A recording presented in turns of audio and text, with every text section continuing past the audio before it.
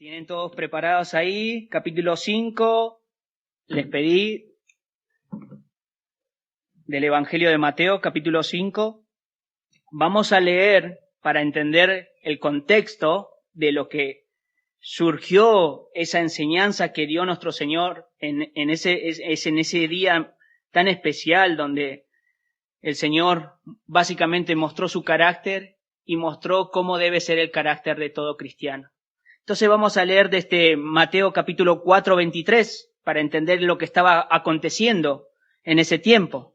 Dice Mateo capítulo 4, 23, la palabra del Señor dice: y recorrió Jesús toda Galilea, enseñando en las sinagogas de ellos y predicando el evangelio del reino y sanando toda enfermedad y toda dolencia en el pueblo. Se difundió su fama por toda Siria y le trajeron todos los que tenían dolencia, los afligidos por diversas enfermedades y tormentos, los endemoniados, los lunáticos y paralíticos, y los sanó. Y le siguió mucha gente de Galilea, de Decápolis, de Jerusalén y de Judea y del otro lado del Jordán. Y miren toda esta gente que lo seguía a nuestro Señor Jesús. ¿Qué es lo que, hasta dónde fueron a seguirle? Dice, y viendo la multitud, capítulo 5, versículo 1, dice, el Señor, viendo la multitud, subió al monte, y sentándose vinieron a él sus discípulos, y abriendo su boca les enseñaba diciendo, bienaventurados los pobres en espíritu, porque de ellos es el reino de los cielos. Bienaventurados los que lloran, porque ellos recibirán consolación. Esta segunda bienaventuranza es la que nos toca aprender en esta mañana. Para recordarles un poco de lo que estamos viendo y lo que vimos en la primera bienaventuranza, me gustaría recordarles que este contexto en el cual le pudimos leer, ¿sí?, se basa en la predicación del reino de los cielos, del reino de Dios. Jesús está enfatizando, si vemos nuevamente ese versículo 4:23, dice que él predicaba el evangelio del reino. Ese era su deseo del Señor. Podemos ver esas mismas palabras en Marcos, en el primer capítulo, donde él dice el reino se ha cumplido, el reino de Dios ha llegado, el tiempo se ha cumplido, el reino de Dios ha llegado, arrepiéntanse y crean en el evangelio. Entonces, la iniciativa de llegar a este momento donde el Señor va a derramar su palabra con enseñanzas fundamentales para la vida cristiana, el objetivo del Señor es mostrar el reino de Dios. ¿Y cómo debemos acceder a ese reino que es solamente por su gracia y su misericordia? Tanto sus enseñanzas como sus milagros de sanación que pudimos leer trajeron grandes multitudes y por tanto, así comienza el capítulo 5 diciendo que viendo la multitud subió al monte y sentándose vinieron a él sus discípulos y abriendo su boca les enseñaba. Esto es lo que pudimos ver a un principio, ¿sí? Él usó la palabra para poder hablar a esa multitud que lo seguía, ¿sí? Y la primera bienaventuranza que podemos ver que él exhala de su boca es bienaventurados los pobres en espíritu, porque de ellos es el reino de los cielos. Lo que pudimos ver en la primera bienaventuranza, pudimos comparar qué no es, ¿sí? Aquellos que por ahí están siguiendo por primera vez la transmisión y por ahí no pudieron ver, les animo a que busquen los videos, está la primera bienaventuranza, y en esa primera bienaventuranza pudimos ver qué no es ser pobre de espíritu.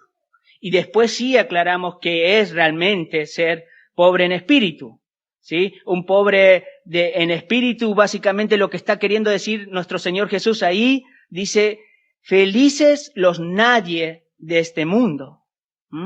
La pobreza de espíritu es reconocer nuestra pobreza espiritual, es reconocer que estuvimos alejados de Dios toda nuestra vida hasta que Él vino a buscarnos. Es reconocer nuestra banca rota espiritual y moral delante de Dios. Es reconocer que no tenemos nada que ofrecer para ganarnos el favor de Dios.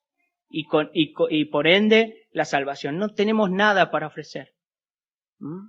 En resumen, la pobreza de espíritu es reconocer que no puedo hacer nada sin Cristo. En eso se resume. No puedo hacer nada sin Cristo. Mi vida está completamente hundida en el pecado. Eso es ser pobre en espíritu. No puedo ganarme la entrada al reino de los cielos. El cristiano es pobre en espíritu, pero esa pobreza, al reconocer su condición, dice que tiene una promesa de bendición. ¿Cuál es la promesa de bendición? Que ese pobre en espíritu va a heredar el reino de los cielos. Y al heredar el reino de los cielos, ¿saben lo que ha pasado? Ha podido ver a nuestro Señor y Salvador Jesucristo.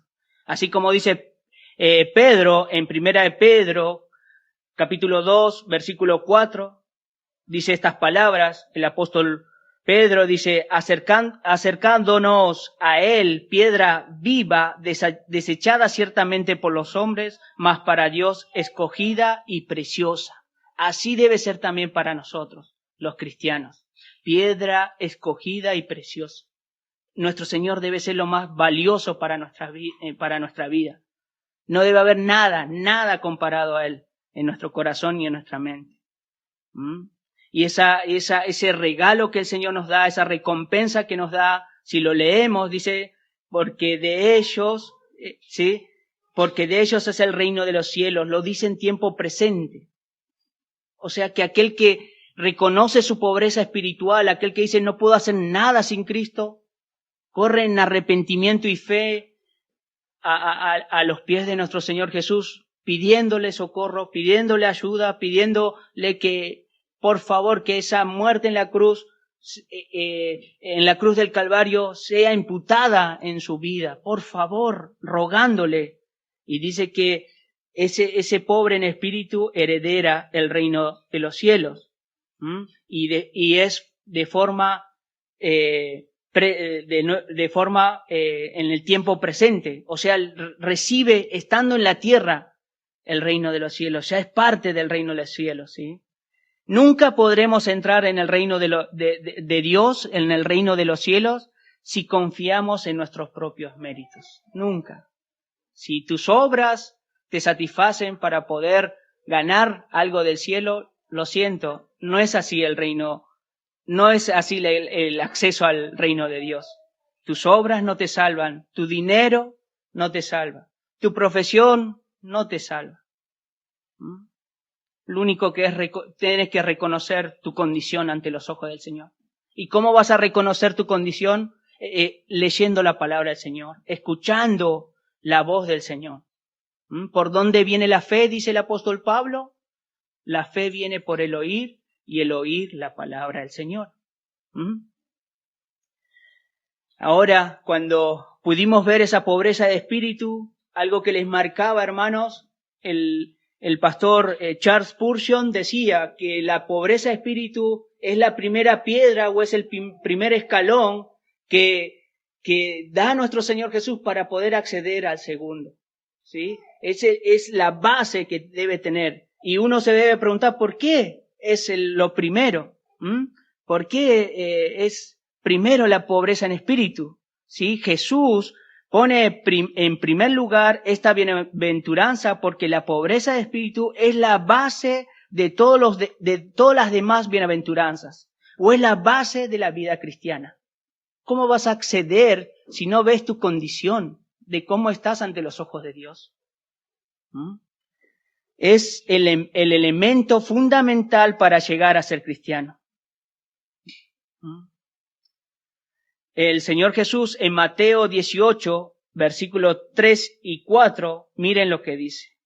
De cierto os digo que si no os volvéis y os hacéis como niños, no entraréis en el reino de los cielos. Así que cualquiera que se humille como este niño, tomó un niño como ejemplo nuestro Señor Jesús en ese momento, ese es el mayor en el reino de los cielos. ¿Por qué mostró a un niño? Porque un niño no tiene mérito alguno. Un niño no tiene la capacidad de gloriarse o de alguna manera tener el ego alto. Un niño está comenzando, sí, nace en pecado, sí, se demuestra, mi hija, yo puedo ver el pecado que hay en ella, pero no tiene mérito para decir, pa o papá, me he ganado la salvación. No. Un niño los niños viven en total dependencia del Padre. Eso es lo que está queriendo mostrar nuestro Señor Jesús. Que si no te haces como un niño, es difícil que entres al reino de los cielos. Debes depender de mí. Debes buscarme a mí. Debe haber un sometimiento a mí. Y eso es un ejemplo para los niños también. Deben honrar a sus padres. Deben depender de él. Deben escuchar sus consejos. Lo mismo que nosotros escuchamos a través de la palabra, el consejo de Dios. Acá está todo, niños, hermanas, hermanos, jóvenes. El orgullo, ¿sí?, no tiene parte en el reino de Cristo. No podemos estar llenos a menos que no nos vaciemos. No podemos ser dignos al menos que reconozcamos nuestra indignidad. No podemos vivir al menos que reconozcamos que estamos muertos. Dios no nos puede dar vida si no reconoces que estás muerto en tu delito y pecado. Así dice la palabra. Estás hundido en el pecado sin Cristo. Ahora, ¿qué ha pasado? Esta enseñanza, esta piedra fundamental, hoy en día en las iglesias se ha perdido. No se habla ya de la pobreza de espíritu. ¿Sí? Hay poca mención acerca de vaciarte el ego, más bien te aumentan el ego. Hay libros cristianos que te hablan cómo ser feliz, cómo tener éxito, cómo solucionar tus problemas, pero muy pocos libros te hablan acerca de cómo negarse, cómo vaciarse, cómo tomar tu cruz y seguir a Jesús. Y les recomiendo, hay muchos libros bíblicos y buenos y sanos acerca del Sermón del Monte. Hay más de 10 libros donde pueden escarbar más esta riqueza que habló nuestro Señor Jesús.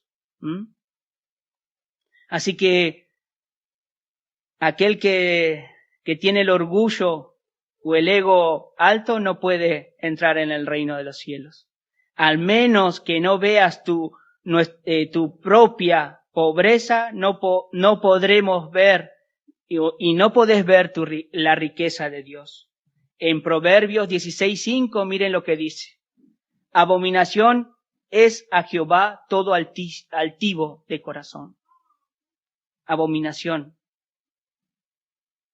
es a Jehová. Entonces, ahora que hicimos un repaso acerca de la primer bienaventuranza, podemos decir que esta bienaventuranza de bienaventurados los que lloran porque ellos recibirán consolación, brota de esa condición en la cual estabas. Estabas pobre, viste tu pecado, entonces vas a llorar por tu condición. Podemos decir que va acompañado una de la otra. Por eso es el primer escalón la pobreza de espíritu, el segundo es que llora. ¿Por qué llora? Por esa pobreza de espíritu. ¿Por qué llora? Por su pecado. Ahora vamos a profundizar más. Leamos nuevamente, bienaventurados los que lloran porque ellos recibirán consolación. Mateo 5:4. Algunos que escuchan estas palabras pueden decir, si son bienaventurados, entonces ¿por qué lloran? ¿No? ¿Están atentos, niños? Si lloran, ¿sí? ¿Cómo pueden ser bienaventurados? Si dicen que son felices, ¿por qué lloran? La palabra bienaventuranza se puede traducir como dichoso, felices. Solo el Hijo de Dios tiene la respuesta a esta bienaventuranza. Esta, igual que a la primera, llama inmediatamente la atención. En realidad, el mundo, igual que la primera, ¿se recuerdan? ¿Sí? Esta afirmación la ven como ridícula. ¿Cómo puede ser feliz el que llora. ¿Felices son los que lloran?, se pregunta el mundo, ¿sí? Si hay una cosa que el mundo trata de evitar, es el dolor. La filosofía del mundo es: olvídense de los problemas, denle la espalda a la tristeza, hagan lo posible para evitarlo. Las cosas ya son por sí bastante malas, hagamos algo, disfrutemos, vivamos. Traten, dice el mundo, traten de ser felices con lo que puedan y con lo que hagan. No les importa, que no les importe los demás, ¿sí? Si tienen que abundar en la riqueza para tener placeres y demás, ¿sí? Y ahuyentar del dolor, háganlo, ¿sí? Por eso mucha gente cae en adicciones para no ver su condición, para no afrontar en sí su realidad en sí. El alcoholismo, la drogadicción y demás. Entonces, de alguna manera callan a su conciencia de la situación en la cual están. Y eso trae consecuencias. Pero ellos dicen que son felices así como están. Por eso luchan. Cuando uno le comparte el evangelio, no quieren escuchar muchas veces, hasta que el Señor obre en ese corazón. No hay nada imposible para el Señor. Definitivamente no es algo que estemos acostumbrados a oír esta bienaventuranza. Bienaventurados los que lloran. No estamos acostumbrados a oír en este siglo XXI.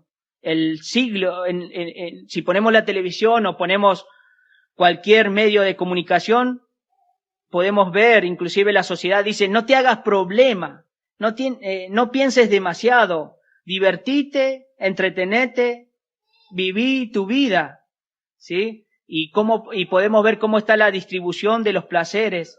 Venden carcajadas y sonrisas. La vida se convierte en pasarlo bien, sin importar las consecuencias. El mundo no quiere ver gente que se lamenta. Las consideran aguafiestas. Ahora de a poco vamos a ir entrando. Esto de manera introductoria, hermanos. ¿Qué pasó en la iglesia hoy en día, en la iglesia moderna? También se ha metido este pensamiento, ¿sí? En la iglesia, llamémoslo entre comillas cristiana, ¿sí? Te dicen: tienes que subir tu autoestima. No estés triste, ¿sí? Y desde el púlpito muchas veces te animan diciéndote: ¿no eres acaso el campeón? ¿No eres el hijo del rey? Tienes todo bajo tus pies. Echa a Satanás de tu vida, etcétera, etcétera, etcétera. Esas cosas se dicen desde los púlpitos de supuestamente iglesias.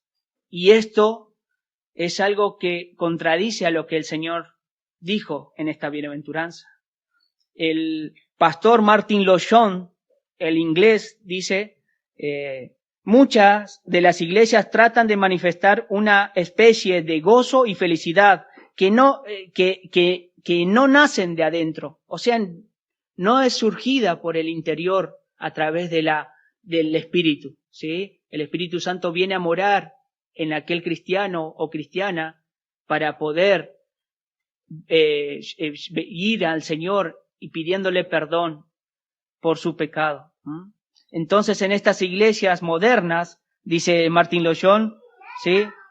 Solamente es una fachada, solamente es de alguna manera lo que está externamente, muestran que están felices o gozosos. Lo que gobierna y dirige toda nuestra apariencia y conducta, este es un esfuerzo por aparentar ser algo. Eso pasa en esas iglesias. Por ofrecer cierta imagen en vez de manifestar una vida que nazca de adentro. Básicamente lo que el Señor Jesús le dijo a Nicodemo: te es necesario nacer de nuevo. Yo iría a estas iglesias y me pararía en la puerta y les preguntaría: ¿has nacido de nuevo? ¿Has visto tu pobreza en espíritu? ¿Lloras por el pecado que que te consume muchas veces o en la cual estás luchando con el pecado, lloras por el pecado de otros? Bueno, esto de manera introductoria, para que nuestros hermanos también examinen cómo están sus congregaciones, para que nosotros también examinemos y no caigamos en eso. Necesitamos que desde acá sea predicada la palabra del Señor y desde este púlpito se hable verdades bíblicas que están en la palabra del Señor. Yo asistí a una iglesia donde me subían el ego cada domingo me subían el ego. Era yo exaltado, el hombre exaltado y Cristo humillado. Pero en una iglesia bíblica no es así. Es Cristo el que debe ser exaltado y el hombre humillado. Leamos nuevamente ese versículo. Mateo capítulo 5, versículo 4 dice, bienaventurados los que lloran porque ellos recibirán consolación.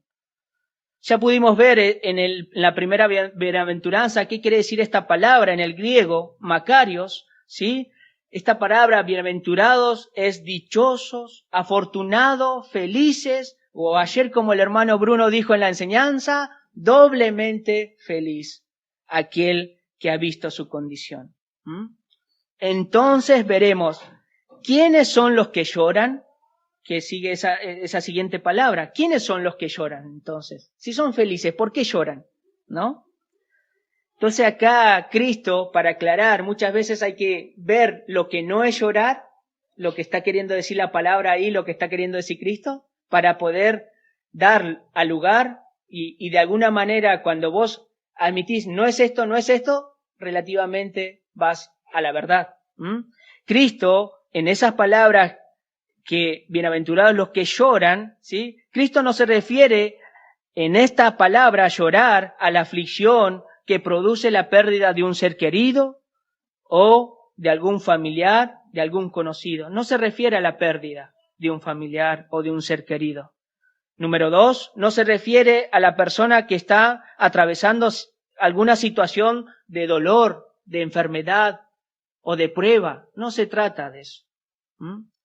Número 3, no se trata de las personas que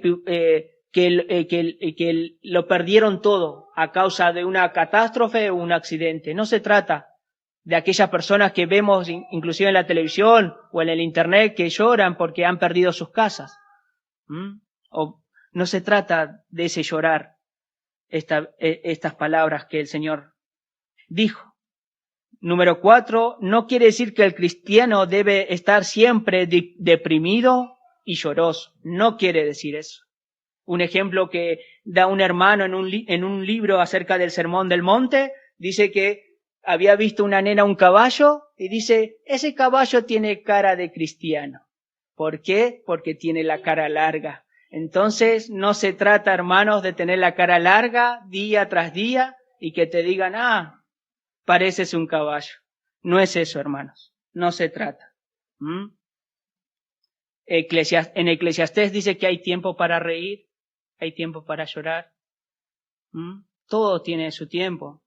Y los que me conocen, déjenme decirlo, yo trato de estar bien con mis hermanos. Los que me conocen saben que me gusta verlos sonreír a mis hermanos, a los niños y demás. En el idioma griego hay 9 verbos referidos al llanto, referidos a la situación, ¿sí? A la tristeza en sí. Pero este verbo, ¿sí? Hay 9 verbos en el griego. Este verbo es el más fuerte, es el que tiene más énfasis. Por eso nuestro Señor está citando este verbo. El que llora, ¿sí? Reconoce básicamente el llorar. Esta es la respuesta. Es reconocer tu bancarrota espiritual, que depende de la primera, ¿sí? Ver tu condición ante los ojos de Dios y de forma individual, no por alguien que venga y te haga una oración de fe o que te diga, eres salvo, bienvenido al reino de Dios. No, es de forma individual. Así nos vamos a presentar el día de mañana ante los ojos de Dios. Porque dice que está estipulado que el hombre muera una sola vez y después hay un juicio. No te vas a presentar con el pastor de la iglesia donde te congregás o con el diácono o la diaconisa de tu iglesia. Vas a rendir cuentas al Señor de forma personal. Y de esa manera, de forma personal, tienes que ver tu condición ante los ojos de Dios. ¿Y qué vas a hacer al ver tu condición? Vas a llorar, porque esa condición produce llanto. El ver tu pecado, el ver de cómo tan alejado estuviste de Dios, blasfemando muchas veces su nombre, te va a quebrar. Eso quiere decir aquel que llora. ¿Llora por qué? Por su pobreza de espíritu. No encuentra otro consuelo que no sea Dios. La aflicción, el dolor por el pecado produce un arrepentimiento para salvación. Ese es el lloro. Algunos pasajes que podemos ver. Acompáñenme, por favor, a Isaías capítulo 6. Isaías capítulo 6, versículo 1 en adelante.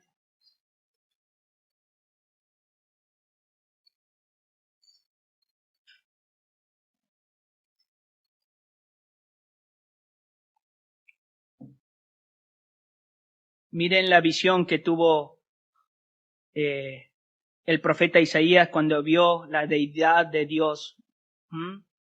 En el año, versículo 1 en adelante dice, en el año que murió el rey Usías, vi yo al Señor sentado sobre un trono alto y sublime, y sus faldas llenaban el templo. Por encima de él había serafines, cada uno tenía 6 alas, con 2 cubrían su rostro, y con 2 cubrían sus pies, y con 2 volaban.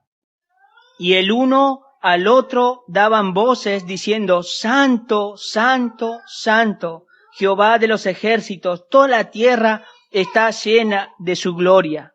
Versículo 4 dice, y los quiciales de las puertas se estremecieron con la voz del que clamaba, y la casa se llenó de humo.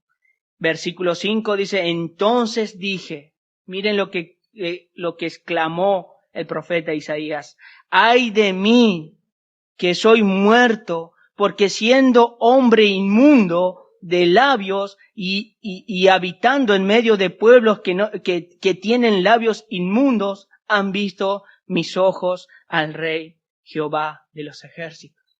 No podía ni ver eso, no podía, ¿cómo el Señor me permitió esta visión? Por su gracia, por su misericordia. Y ahí pudo ver cuán grandioso es nuestro Señor Jesús y cómo Él reconoce su pecado, su condición, porque dice ahí, ay de mí que soy muerto, porque siendo hombre inmundo de labios.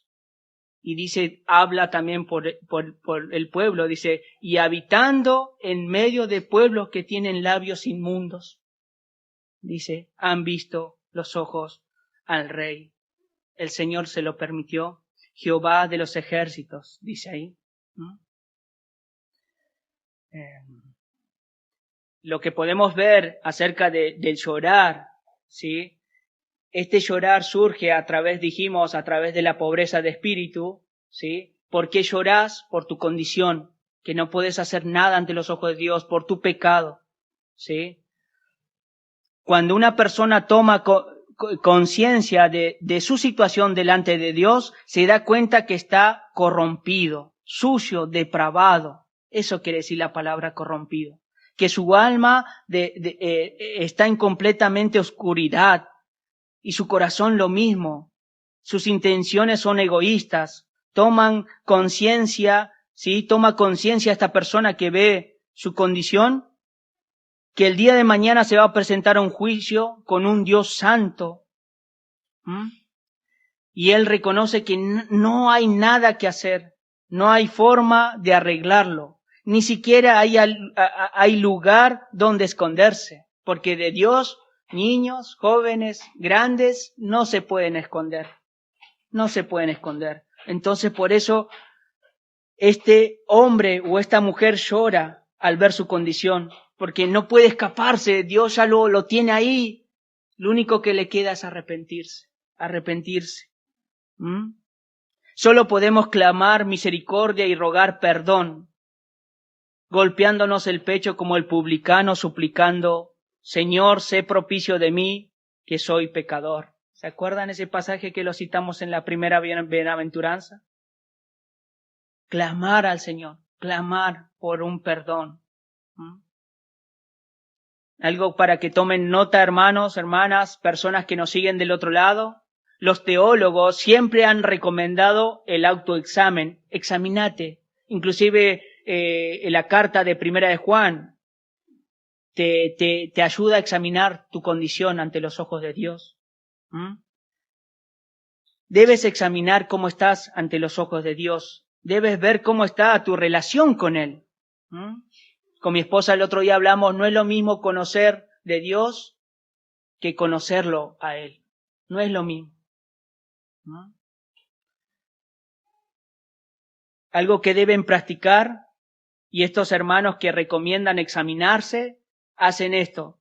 Dedicar un momento en el final del día, durante la noche, antes que vayas a descansar, acerca de cómo estuvo tu día. Examinar tu vida, preguntarte a ti mismo, ¿sí? Pregúntense, ¿qué he hecho? ¿Qué he dicho? ¿Qué he pensado? ¿Cómo me he comportado con los otros? Si haces esto todas las noches, se descubrirá, ¿sí? Examinándote, vas a descubrir que has hecho algo que no debías hacer, quizás has pensado algo que no debías pensar, ¿sí? Y empieza a generarte un quebranto. ¿Por qué actué de esa manera? A mí me ha pasado, hermanos. Después del trabajo que salgo a las 12 de la noche, llego a casa o en el camino de regreso, ya hay un corazón que está pensando en por qué actué así. Así que, hermanos, examínense al finalizar el día para que vayan clamando al Señor en arrepentimiento y fe. La vida cristiana se trata de continuo arrepentimiento. Es continuo, hermanos. Es continuo. Y cuando conoces más a nuestro Señor Jesús, más vas a ver tu pecado. Es evaluarnos, ¿sí? Como cristianos, es muy bueno, es ver, ¿sí? De alguna manera, qué te está pesando también, examinarte, en qué estás preocupado, qué te carga. Debes hacerte preguntas así como, ¿qué hay de mí que hace y actúa de esta manera? ¿Qué hay? ¿Por qué actúo de esta manera? Hacerte preguntas. ¿Por qué me irrito tanto? Pasa, ¿no? Eso, a veces, hermanas, hermanos, ¿por qué me irrito tanto? ¿Por qué tengo tan mal carácter? ¿Por qué no puedo dominarme? ¿Por qué tengo esos pensamientos hostiles de celos y envidia? ¿Qué hay dentro de mí? Y van a descubrir que esa lucha con tus miembros, con el pecado, con el pensamiento, con tu boca, con lo que miras, ¿sí? Va a llevarte a leer Romanos 7 y exclamar como el apóstol Pablo, Romanos 7, capítulo 24, dice, miserable de mí, ¿quién me librará de este cuerpo de muerte? No puedes hacerlo solo. No puedes actuar sin la ayuda del Señor. ¿Quién te va a quitar los celos, la envidia, el tener mal carácter, el enojarse? Es el Señor el que va a ir transformando ese corazón, ese carácter, ese pensamiento. ¿A través de qué? A través de la palabra del Señor. No es que baja algo y te va convirtiendo, no, es la palabra del Señor que te transforma. Cuanto más te enriqueces en la palabra del Señor, cuanto más buscas de Él, buscas su relación íntima, la oración y la lectura no debe faltar en la vida cristiana. Entonces ahí vas a poder buscar y desear la santidad, así como el apóstol Pablo decía, ay de mí. Él deseaba cambiar, pero no podía por sí mismo. Tenía que recurrir a la ayuda del Señor. No es por nuestras propias fuerzas que vamos a cambiar, hermanos, hermanas. Es con la ayuda del Señor. ¿Cómo el Señor muestra su poder? Transformando vidas.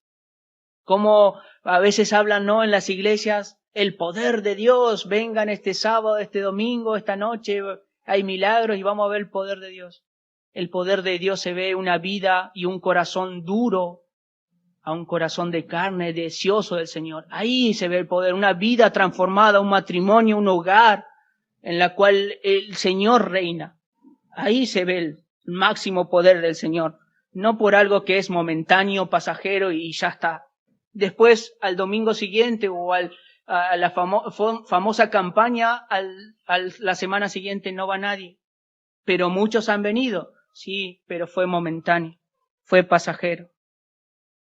Acompáñame por favor al Salmo 51:1. Miren lo que clama el salmista David. Dice, Salmo 51:1 dice, ten piedad de mí, oh Dios, conforme a tu misericordia, conforme a la multitud de tus piedades, borra mis rebeliones, lávame más y más de mi maldad, límpiame de mi pecado. Porque yo reconozco mis rebeliones y mi pecado está siempre delante de mí. Contra ti solo he pecado y he hecho lo malo delante de tus ojos, para que seas reconocido justo en tu palabra y tenido por puro ante tu juicio. Este salmista estaba en una condición que ya no aguantaba de estar en esa condición y clamó al Señor en arrepentimiento. La vida cristiana es una vida de constante arrepentimiento, les dije. Cuanto más conoces a Cristo, más ves tu pecado y necesitas recurrir al Padre pidiéndole, hazme como tu Hijo amado. Hazme, Señor, como tu Hijo amado. Convierte mi carácter, mi forma de pensar, el amor que Él tenía para con nosotros. Eso es una de los lloros. Y el segundo lloro que abarca ese llanto es el llorar por el pecado de otros. ¿Sí? Uno reconoce su condición, ve que no puede hacer nada el Señor, ve su pecado y llora y clama. Pero ahora, al haber visto su condición, ve la condición de los demás. Prende las noticias y ve cómo hay abusos, cómo hay cosas que no agradan al Señor y se quebranta, llora. Cuando me duele mi pecado, también me duele el pecado de los demás. El verdadero cristiano le preocupa el estado de la sociedad, el estado del mundo. Al leer los periódicos o ver las noticias, ver la injusticia, la crueldad, el egoísmo que hay en el mundo, que como vive la gente en una condición insana e infeliz. Pero parece para ello, ¿no? Vos ponés y están festejando, celebrando tal cosa, parecen felices, pero es todo momentáneo, amigo, amiga. Saben y ven esa condición de cómo está el mundo, cómo está la sociedad, y se quebrantan. ¿No? Un gran ejemplo que podemos ver es nuestro Señor Jesús. En Él debemos compararnos, a Él debemos parecernos. Acompáñeme, por favor, ahí a Juan capítulo 11:35.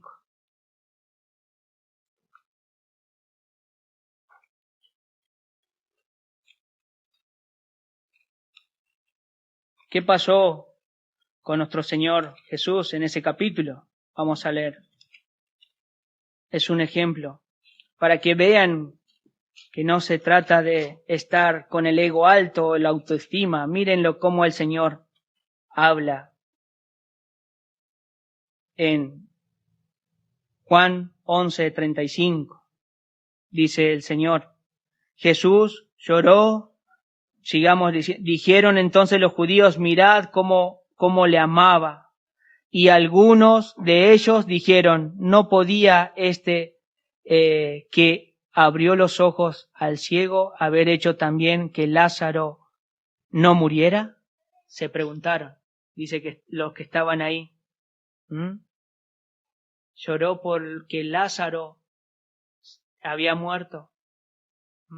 Pero el Señor se quebrantó al ver la condición en la cual estaba su amigo y después lo resucita. Si ustedes leen los evangelios y a través del Nuevo Testamento no van a encontrar una palabra donde dice que Jesús rió. No van a encontrar risa de nuestro Señor Jesús, pero sí llanto. Sí llanto. El Señor Jesús también cuando va descendiendo a Jerusalén, al ver la ciudad, cómo se encontraba, léanlo en su casa, Lucas 19 del 41 al 44, se quebrantó, porque esa ciudad lo rechazó a Él. Este es el cuadro que descubre, ¿sí?, cuando se contempla a nuestro Señor Jesús en los evangelios. Esto se descubre en nuestro Señor Jesús, que Él lloró. En el huerto de Getsemaní, Él estaba quebrantado hasta el alma, clamando al Padre. Pero Él fue obediente hasta la muerte, dice la palabra del Señor. Ahora la pregunta que debemos hacernos, hermanos, y animando a aquellos hermanos que están saliendo a evangelizar, ¿cómo vemos nosotros nuestra ciudad? ¿Cómo vemos a aquellos perdidos? ¿Cómo vemos a nuestros vecinos? ¿Cómo vemos en nuestro barrio? ¿Tenemos los mismos ojos que nuestro Señor Jesús, quebrantados por el pecado de otros? ¿Somos sensibles al pecado? Eso también quiere decir el llorar. Debemos ser sensibles al pecado. Ahora vamos a ver otro ejemplo, el apóstol Pablo. Acompáñenme en Filipenses capítulo 3, versículo 18 al 19, por favor.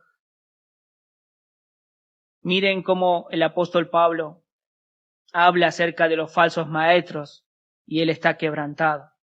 Dice Filipenses capítulo 3, versículo 18 y 19, porque por ahí andan muchos de los cuales os dije muchas veces y aún ahora lo digo llorando, que son enemigos de la cruz. Llorando, dice estas palabras, a fin de los cuales será perdición, cuyo Dios es el vientre, y cuya gloria es su vergüenza, y que solo piensan en lo terrenal. Esto pasa en las iglesias supuestamente cristianas hoy en día. ¿Sí? Su Dios es su vientre, y todo lo que acompaña, ¿no? Lo terrenal. Dinero, posesiones, fama y demás. Miren en Hechos, ¿qué pasa con el apóstol Pablo? Hechos capítulo 20, versículos 30 y 31. Dice, y de vosotros mismos se levantarán hombres que hablan cosas perversas para arrastrar tras sí a los discípulos. Por tanto, velad, acordaos que por 3 años de noche y de día no he cesado de amonestar, con lágrimas a cada uno. Miren cómo amonestaba, cómo los exhortaba y a la vez los animaba. El llorar, hermanos, es el reflejo de algo que pasó en tu interior. ¿De qué manera lo demostrar? Quebrantado. Algo que pasó acá refleja a lo exterior con lágrimas. Si examinamos el pasaje paralelo en Lucas 6, ¿sí?, veremos que Jesús expresa una forma más llamativa esta bienaventuranza. Dice, bienaventurados los que ahora lloráis, porque reiréis. Promete bendición y felicidad a los que lloran. En realidad son los únicos felices. Los que lloran son los únicos felices. Ahora vamos a la siguiente palabra, que dice, ellos serán consolados. Ellos serán consolados. Dice, los que lloran son aquellos que se lamentan su propio pecado y el pecado de los otros. Eso recién terminamos de ver. Ellos, ¿sí?, los que están en esa condición llorando, serán consolados según como en las profecías del Antiguo Testamento se decía. El carácter de aquel Mesías que iba a venir iba a ser consolador. Acompáñame a Lucas 2:25, por favor. Miren lo que declara Simeón. Lucas capítulo 2, versículo 25. Un hombre piadoso. Miren lo que dice. He aquí había en Jerusalén un hombre llamado Simeón, y este hombre justo y piadoso esperaba la consolación de Israel. ¿A quién esperaba? A Cristo. Y el Espíritu Santo estaba sobre él. Vamos a Juan capítulo 16, versículo 7. Esto cuando lo vi dije, gracias Señor, gracias por esta verdad. Dice en Juan capítulo 16, versículo 7, las palabras mismas de nuestro Señor Jesús, dice, cuando yo me vaya, yo enviaré a otro consolador, otro consolador. O sea que Cristo fue el primer consolador. Eso no lo sabía. Nunca lo había visto de esa manera. Gracias al Señor. Entonces Él era el primer consolador que venía a consolar. Y el segundo era el Espíritu Santo. Pero también si vamos a Segunda de Corintios, hoy les estoy haciendo leer bastante. Dice el apóstol Pablo en Segunda de Corintios, capítulo 1, versículo 3, dice, bendito sea el Dios y Padre de nuestro Señor Jesucristo, Padre de misericordia y Dios de toda consolación. O sea que el Padre también es un Dios de consolación. Cristo es el primer consolador y el tercero es el Espíritu Santo. Las tres personas de la Trinidad. Cristo el primer consolador que va a estar ayudándolos al lado nuestro. Eso quiere decir la palabra consolador. Alguien que viene y está al lado tuyo. Eso quiere decir en el griego. Está al lado tuyo. ¿Para qué? Para darte fuerzas, para animarte y muchas veces para exhortarte. Porque dice que en la vida cristiana vamos a pasar pruebas, así como otros hermanos pasaron. Pero que repetimos continuamente desde este lugar, estamos unidos a Cristo. Estamos unidos a Cristo. Eso nos fortalece, eso nos anima, eso nos alienta.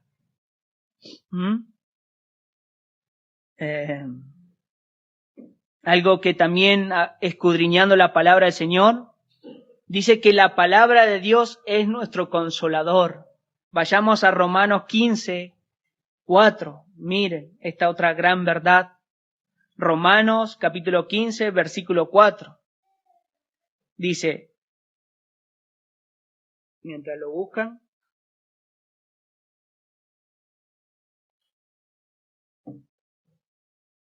dice la palabra del Señor, Romanos 15, 4, porque las cosas que se escribieron antes para nuestra enseñanza se escribieron a fin de que por la paciencia, escuchen esta frase, a fin que por la paciencia de la consolación de la Escritura, porque fue escrita para consolarnos. ¿Por qué fue escrita la palabra del Señor? Para consolarnos.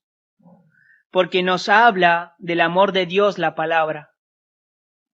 Nos habla del amor de Dios, nos habla del perdón de Dios, nos habla de su ayuda para rescatarnos en la condición que estamos. La palabra de Dios nos habla acerca de su aliento en su presencia y todas esas cosas. ¿Sí? ¿Qué quiere decir esto? Estar en su presencia, estar continuo en oración. Cuando uno va a orar al Señor, sea en el baño, sea en tu pieza, sea donde tengas lugar, un lugar íntimo con el Señor, vos y Él, el Señor ahí está con vos y ahí estás derramando y tus palabras al Señor y el Señor te está escuchando. Y parte del llorar es declarar que vos estás mal, ¿sí? Ante los ojos del Señor. No es solo llorar, decir, Señor, por favor, perdóname, te suplico, perdóname, sálvame. Ahora, para finalizar, vamos a ver algunas aplicaciones. Algunas personas evitan el lloro porque tienen barreras en su vida para evitar el lloro. Algunas personas pasa esto en la sociedad. Y algunos quizás nos vamos a ver marcados acá, como éramos antes, de venir llorando al Señor. Primero, el amor por el pecado es una de las barreras que te impiden llorar, clamando al Señor. El amor por el pecado. Si vos, hermano o hermana, amas más tu pecado, o amigo, amiga, amas más tu pecado más que a Dios, es difícil que busques de Él. Es difícil que anheles estar acá. Es difícil porque amas más tu pecado, deseas más otras cosas que antes de estar en la iglesia o estar con Él a solas, ya sea a través de la oración o la palabra. Otro punto, número 2, otra barrera que te impide quebrarte ante los ojos del Señor es tu propio orgullo.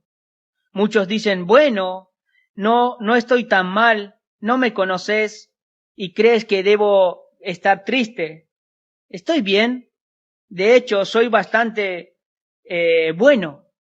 Este es un doctor, ¿sí?, necio que trata una enfermedad mortal como si fuera un resfriado. Escucha a Jesús, escucha al Evangelio y con su orgullo, ¿saben lo que hace? Desecha la sangre de nuestro Señor Jesús. Desecha lo que Él hizo por esa persona. ¿Sí? Dice Él que no es tan malo como parece. Es realmente malo. Hay que decírselo. Estás en mala condición ante los ojos del Señor. Y un día te vas a presentar y quizás si no te arrepientes ahora, va a ser demasiado tarde. Otra barrera que impide poder llegar, que la gente común busca, ¿sí?, es desechar el Evangelio. Los hermanos se toman su tiempo y desde este lugar nosotros y las hermanas en la reunión de oración, los hermanos en la reunión de oración y donde podamos, los niños están siendo expuestos al Evangelio. Niños, si ustedes sigan rechazando el Evangelio, están rechazando a Dios, están rechazando a Cristo. Y mucha gente pone estas barreras. Miren lo que dice Jeremías, capítulo 18, versículo 2. Si me acompañan con su Biblia, por favor.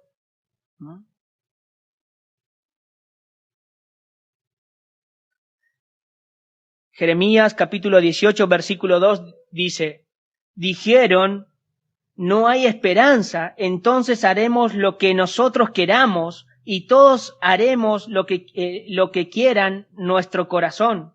En otras palabras, Dios de cualquier manera no puede hacer nada por nosotros. Estamos bien allá de la esperanza, entonces disfrutemos. Versículo 4, hasta ahí. Entonces el contexto es que ellos, listo, hagamos, como dice en otro versículo, comamos y bebamos porque mañana moriremos, sin esperanza. Y sin embargo, en esta ciudad está siendo predicada la palabra del Señor. Aquellos que están siguiendo la transmisión, están siendo predicado Cristo a través de las redes sociales que tenemos como iglesia. Por favor, busca más videos que te alienten a buscar la presencia del Señor y buscar esa reconciliación con Dios. Otra barrera que las personas ponen, ¿sí?, evitan llorar, ¿sí? Lo que hacen es buscar de alguna manera reír todo el tiempo, que su mente esté ocupada en otras cosas, donde hay fiesta, donde hay pasatiempos y demás. Evitan ver su condición. Y esto es lo que decía a un principio, ¿no? Para no ver su condición actual o para no ponerse a pensar de cómo están ante los ojos del Señor, buscan de alguna manera relaciones, ¿sí? ¿Saben qué hace un hermano compartía? ¿Qué hacen los homosexuales para que su conciencia no sea, para que su conciencia no le echen culpa? Se reúnen entre homosexuales para poder animarse y demás, para que cuando están ellos solos o aquellos inclusive adictos ven su condición y necesitan de una ayuda. Buscan de alguna manera distracción, a eso voy. Entonces la distracción es una barrera y viven y evitan poder estar solos.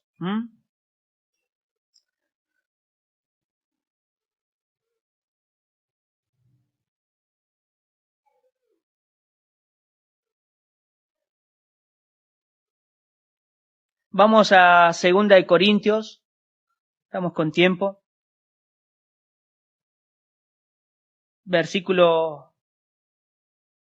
Capítulo 7, versículo 10. Es bueno aclarar, esto lo había dejado pendiente, si es que llegaba con el tiempo, pero gracias al Señor, para aclarar este pasaje es muy bueno. Dice el apóstol Pablo, ahí en ese pasaje dice, porque la tristeza según Dios, ¿sí?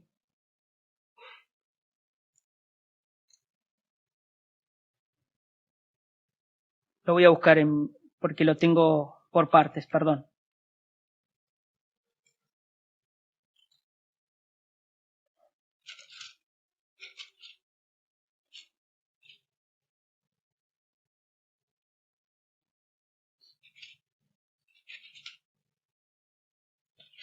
Dice la palabra del Señor, 2 de Corintios capítulo 7, versículo 10, dice, porque la tristeza que es según Dios produce arrepentimiento para salvación, de que no hay que arrepentirse, pero la tristeza del mundo produce muerte.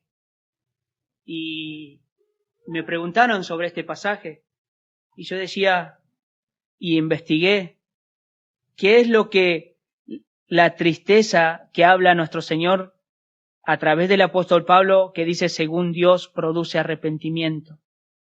Es lo que le pasó al hijo pródigo cuando dejó su hogar. Él volvió en sí, estando en ese lugar con puercos, comiendo la comida que ellos comían. Él dijo, voy a mi padre. Y ni bien vio al padre, ¿saben lo que hizo aquellos que por ahí no conocen el relato? Él ya venía pensando, esto es lo que voy a decir. Ya venía meditando en sí, en su condición. Padre, he pecado contra el cielo, o sea, contra Dios y contra ti. Perdóname. Eso quiere decir, aquella tristeza, según Dios, produce arrepentimiento. Y el lloro que estamos viendo en este texto es que te lleva al arrepentimiento. Sin una pobreza de espíritu, sin un lloro, lamentablemente te puedo decir que no has nacido de nuevo y que no ha habido salvación en tu vida porque no te has arrepentido. Por eso una confesión de fe, de decir una oración de fe, o alguien que te diga, o firmar esta tarjeta, o pasar por el pasillo que muchas iglesias hacen, no te hace salvo. No te hace salvo. Busca en las Escrituras qué discípulo del Señor o el Señor si practicó esa práctica. No la hizo. Tienes que ver tu condición a través de la palabra del Señor, a través de la ley. La ley dice que es un espejo para el alma. Cuando ves tu condición, dices, tan horrible soy, y corres al Señor. Y dice, sigue, si leemos nuevamente ese pasaje, dice, porque la tristeza que es según Dios produce arrepentimiento para salvación, de que no hay que arrepentirse, de lo que no hay que arrepentirse, pero la tristeza del mundo produce muerte. Esta tristeza que produce muerte, ¿saben qué ejemplo da la palabra del Señor? La muerte de Lázaro. En él no hubo arrepentimiento. Eso quiere decir la tristeza que da el mundo. En él solo hubo, de alguna manera,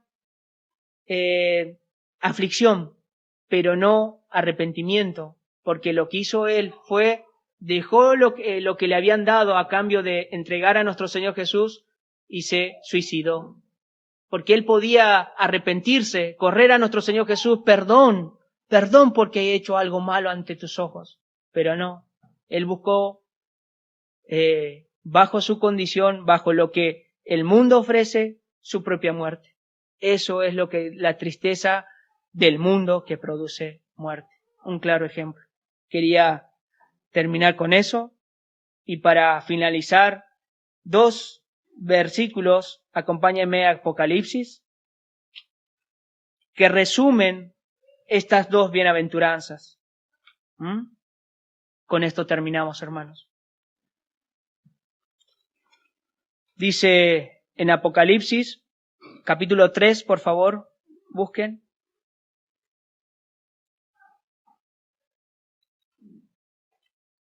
Mucha gente que no ha visto su pobreza en el espíritu está como esta iglesia de la Odisea. Capítulo 3, versículo 17, miren lo que dice. Aquellos que no quieren asumir su condición ante los ojos de Dios dicen estas palabras básicamente, como el Señor dice que a esta iglesia. Porque tú dices, no soy rico y me he enriquecido y de ninguna cosa tengo necesidad y no sabes que tú eres un desventurado, miserable, pobre, ciego y desnudo. Así está mucha gente que no ve su condición. Por favor, amigo, amiga, te suplico que vengas al Señor. El hecho de que estés en una iglesia no te hace ser cristiano, no te hace ser convertido a Cristo. Por favor, examina cómo está tu vida, examina cómo estás ante los ojos del Señor si hoy partís a su presencia. ¿Cómo te ves en ese juicio? Algo que me preguntaron en mi conversión es, ¿qué pasaría si, Marcos, si vos morirías y te presentás al Señor y el Señor te diría, y esto es para cada uno de los que está en este lugar y los que están siguiendo la transmisión, ¿qué le dirías a Dios si Él te preguntara por qué te tengo que dejar pasar a mi reino? ¿Por qué?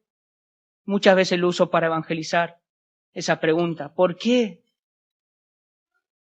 Y yo me decía cuando en mi mente, mientras me predicaban el evangelio, decía, y algo bueno hago de vez en cuando. Me falta algunas cosas, por ejemplo, quitar la mentira de mi vida y demás, pero en mi mente estaba esos pensamientos, esas barreras que cité. Pero la respuesta es, amigo, amiga, es que solo por Cristo podés entrar. ¿Por qué te tengo que dejar pasar a mi reino? Si te pregunta Dios, es por tu Hijo, por el cual has entregado por mis pecados, por el cual has muerto en la cruz del Calvario, haciéndome libre de la condenación que merecía. Por favor, estás mal ante los ojos del Señor sin Él. Sin Cristo estás mal. Y un ánimo para mis hermanos y hermanas que están presentes y que siguen la transmisión. Dice en Apocalipsis capítulo 21, versículo 3 al 4. He aquí el tabernáculo de Dios con los hombres, y Él morará con ellos, y ellos serán su pueblo. Y Dios mismo estará con ellos como su Dios. Enjuagará Dios toda lágrima de los ojos de ellos, y ya no habrá muerte, ni habrá más llanto, lo que pudimos ver hoy, ni clamor, ni dolor, porque las primeras cosas pasaron. estaremos en su misma presencia, hermanos. Permanezcamos firmes en Él, así como animaba a mi hermano a un principio dirigiendo la alabanza, a mi hermano Bruno. Ánimo, hermano, hermana que está siguiendo la transmisión. Seguí buscando de Cristo. Seguí anhelando las cosas que Dios quiere de tu vida a través de su palabra. Gracias doy al Señor por permitirme compartir nuevamente su palabra.